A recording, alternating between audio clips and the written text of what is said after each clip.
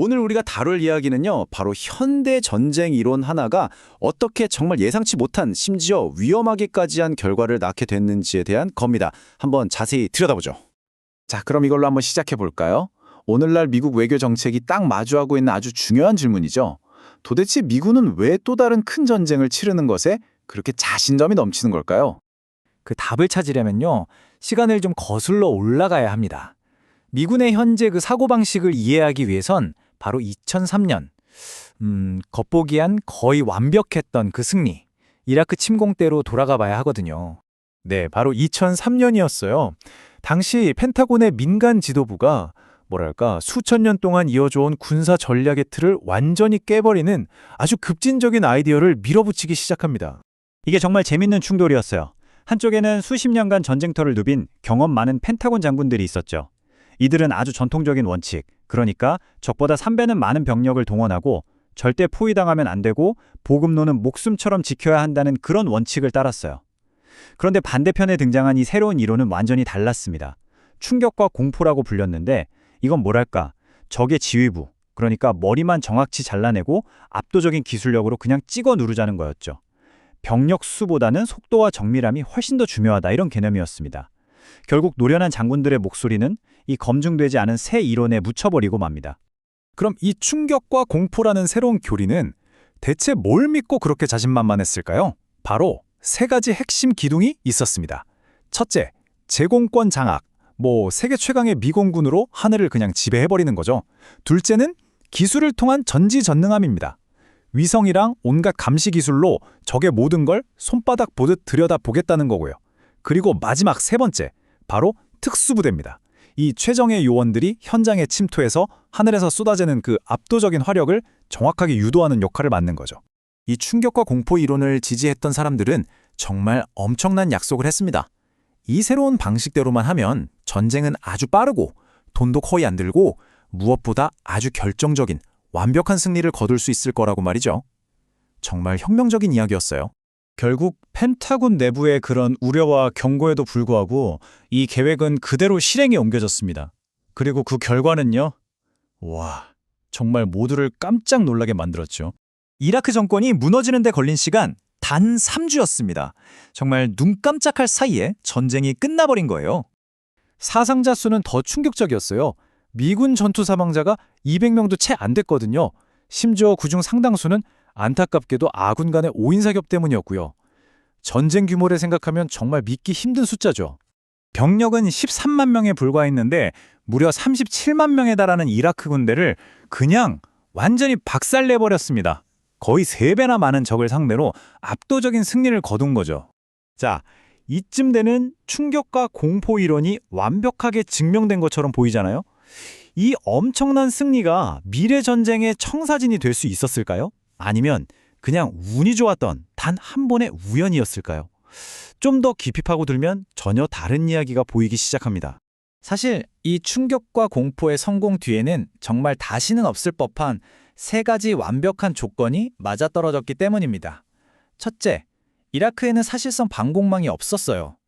1991년 걸프전을 거치면서 사담 후세인은 미 공군에 맞설 방법이 전혀 없었거든요.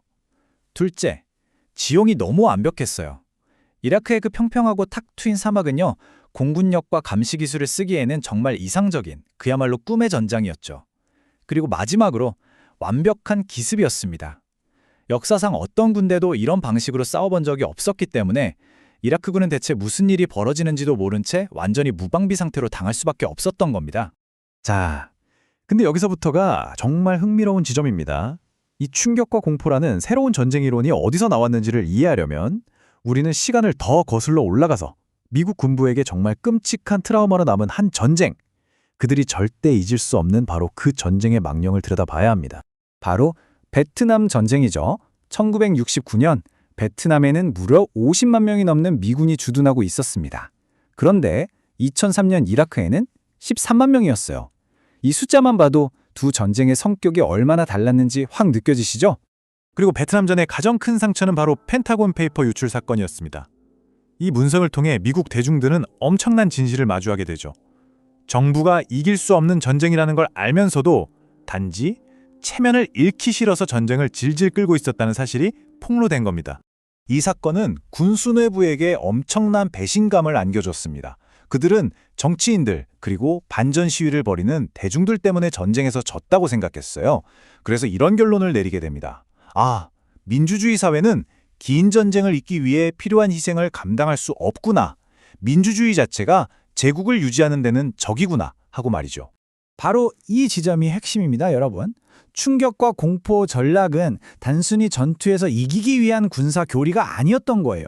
그 본질은 전쟁을 너무나 빠르고 눈에 보이는 사상자도 거의 없이 끝내버려서 민주적인 동의나 국민적인 희생 같은 귀찮은 절차를 아예 건너뛰려는 의도였습니다.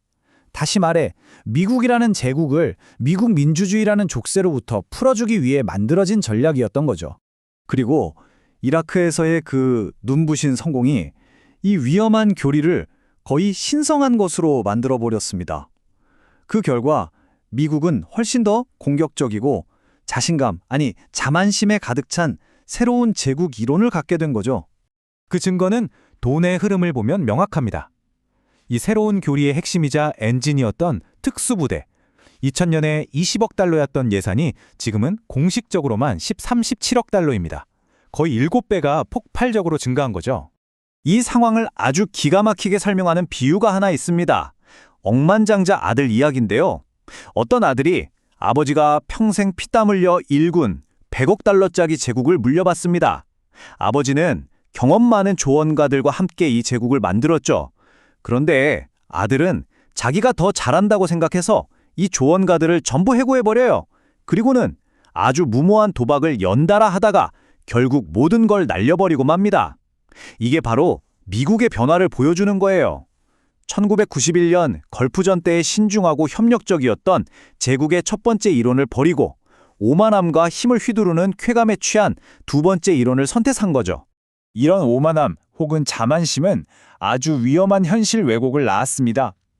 미국의 자신감은 하늘을 찌르는데 정작 실제 군사력이나 산업 기반은 계속 쪼그라들었거든요.